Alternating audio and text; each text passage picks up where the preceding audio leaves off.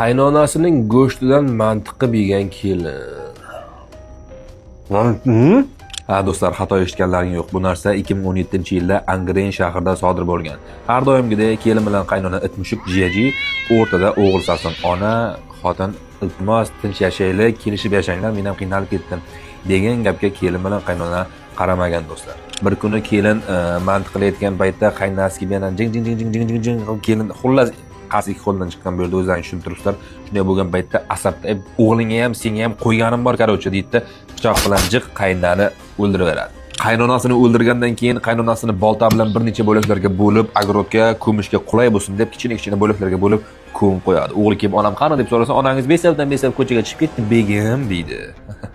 Keyin ertasi kuni o'g'il sekin agrodda aylanib yursa, to'xtami, qazilganmi? Qazilganga o'xshayapti deb sekin ko'rlab ko'rsa, onasini ro'moli sekin chiqib kelayotgan paytda kelin bu yoqdan sekin bunday qarab turibdi-ku, bilib qoldi. Katman dastani oladi tagin erini orqasiga dang qillatib, shu yerda o'zida bir necha zarbalar berib, erini ham o'ldiradi. Shunda opam bir necha oylardan beri ko'rinmayapti, dom daraksiz yo'qolgan deb o'sha o'lgan qaynonani singlisi ichki ishlarga murojaat qiladi. Organ xodimlari yon atrofdagi qo'shnilardan so'rab surishtirganda, kelini ham, qaynonasi ham, o'g'li ham ketgan Rossiyaga degan xabarni eshitar ekan. Qayerdan eshitlari desa, kelini aytdi der ekan. Kelini haqiqatdan bularni o'ldirib ko'mib, Rossiyaga qochib ketgan ekan. O'lgan qaynonasi singlisiga, "Mana opam mana shunaqa vaziyat ekan, ketgan ekan bular Rossiyaga" desa, "Hech ko'nglim tinchimayapti. Opam tushimga kirib chiqyapti. Opam o'zini uyida aylanib yuribdi. Ruhi juda notinch."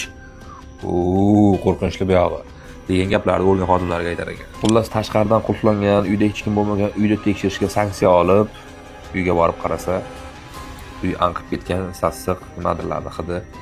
Xullas agaroddan 2 kishi murdasi chiqib kelar ekan. Kelin haqiqatan ham Rossiyaga qochib ketgan. Boshda aytdim, eslaringizmi, qaynonasini o'ldirishdan oldin kelin mantiq qilayotgan, o'sha paytda urushib qaynonasini o'ldirgan deb.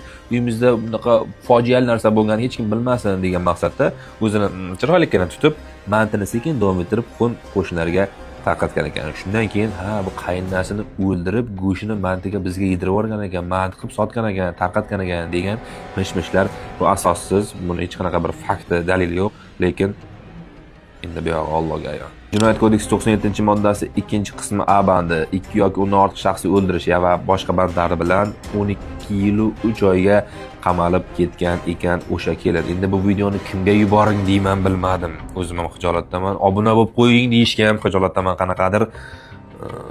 Mayli. Kimlargadir yuborib qo'yinglar. Kontentlar foydali bo'layotgan bo'lsa, obunani bosib qo'ying. Manti shirin ekan.